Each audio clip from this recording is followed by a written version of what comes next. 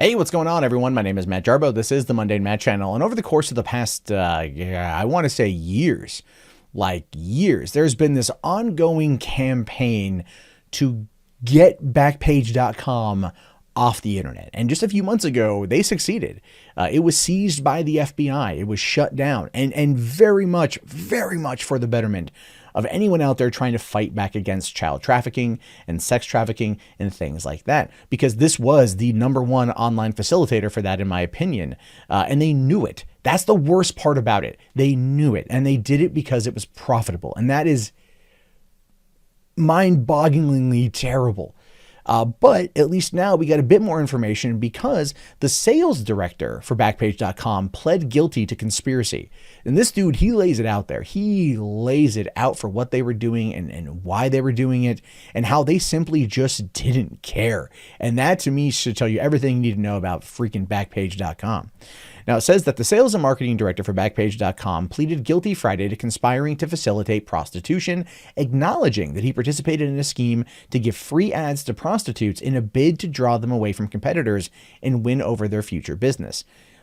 This kind of shocked me when I first read it, mostly because you never really think like prostitution was like that big of a thing online.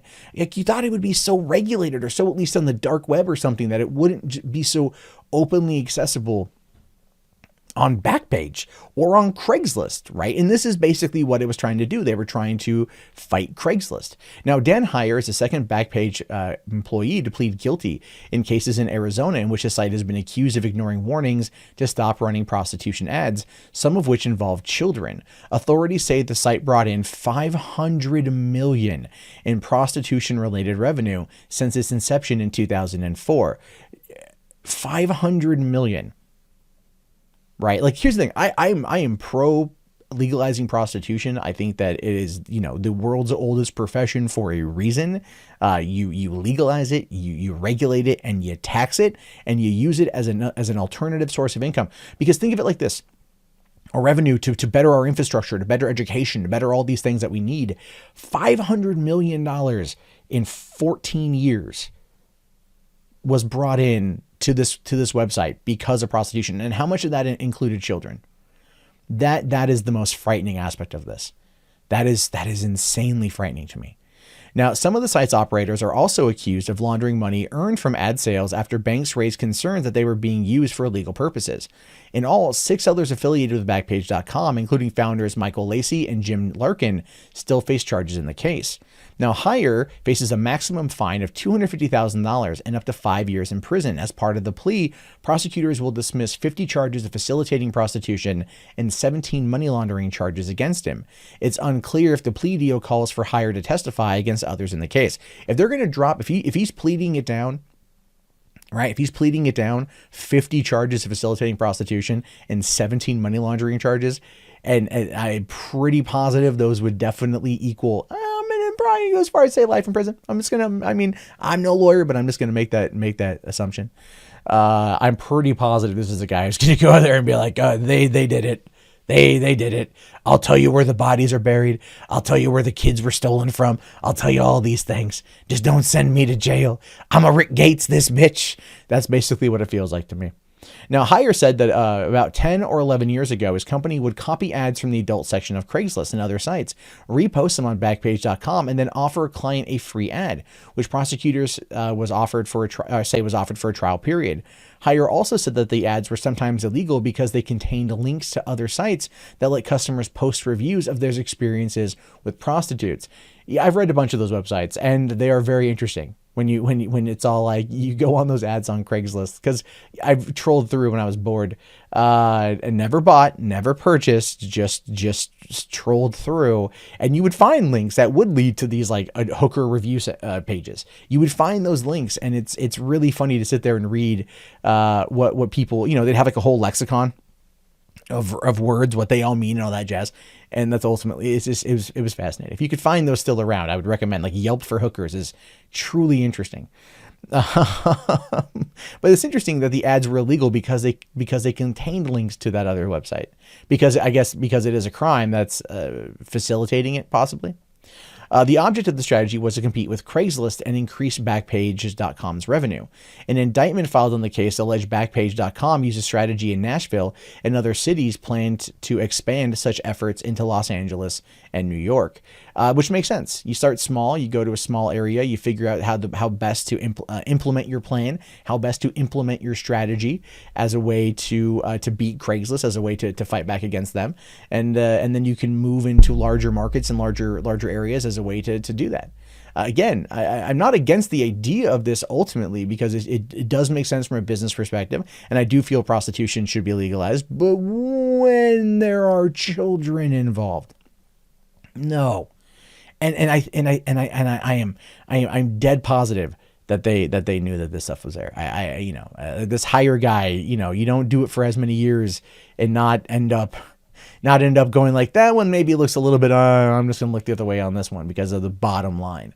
That is the worst part about it, in my opinion.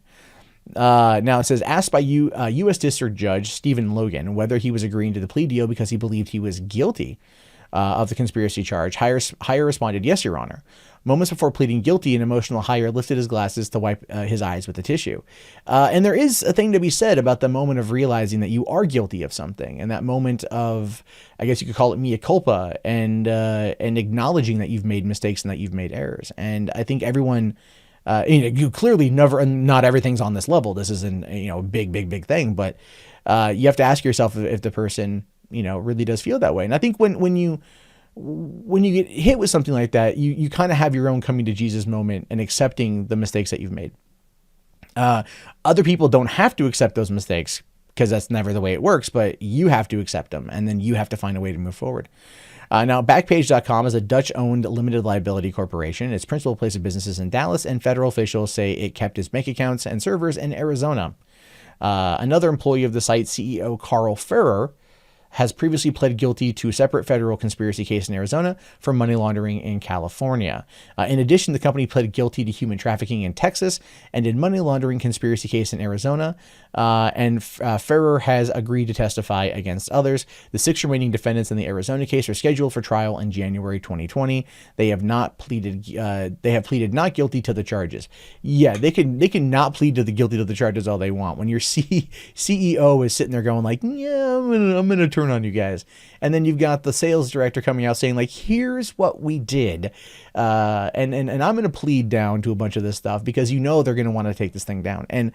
And the thing is, under the FOSTA Act, which I do believe is the best of intention, that would be the Fight Online Sex Trafficking Act, it's clearly needs work and still needs reform. But at the end of the day, it was I think one of the things that helped bring down Backpage, right? And Craigslist saw the writing on the wall. They were always way more able to, I think, keep up on what was going on in regards to the content that's being posted. They definitely used the Safe Harbor Act, signed into law by Clinton back in the late 90s, as a way to make sure that they were not going to be held liable for what was posted by users. This Fight Online Sex Trafficking Act actually does the opposite of that, which is the reason why Craigslist dating sections are now gone, because they don't want to deal with it. And I don't blame them. You have this ongoing systemic problem for over a decade, right? Over a decade of taking ads from other sites for facilitating prostitution, some, if not many of those, about child sex trafficking.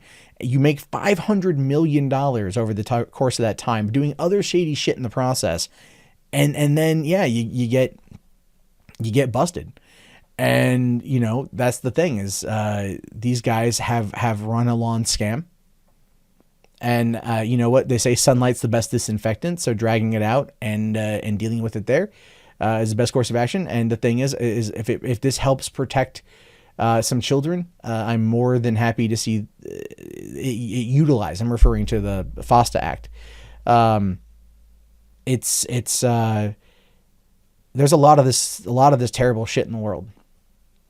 And, you don't hear about a lot of wins in that regard, and Backpage going down is clearly a win, but there's still a very, very, very long road to go in order to make sure that this stuff gets eradicated. I don't know if it's ever possible, at least not in our lifetime, but with the digital age, and cracking down on this stuff, I'm more than happy to see it happen. My fear is that it will run further and further and further into the deep web and be untraceable, and even more horrors and atrocities can be committed while people are free to engage in that world. It's just very scary. But this one, I would argue, is definitely a win for the good guys. Anyway, what are your guys' thoughts on this? Let me know down in the comments below. My name is, of course, Matt Jarbo. This is the Mundane Matt channel. I'll talk to you guys later. Have yourself a great day, and peace out.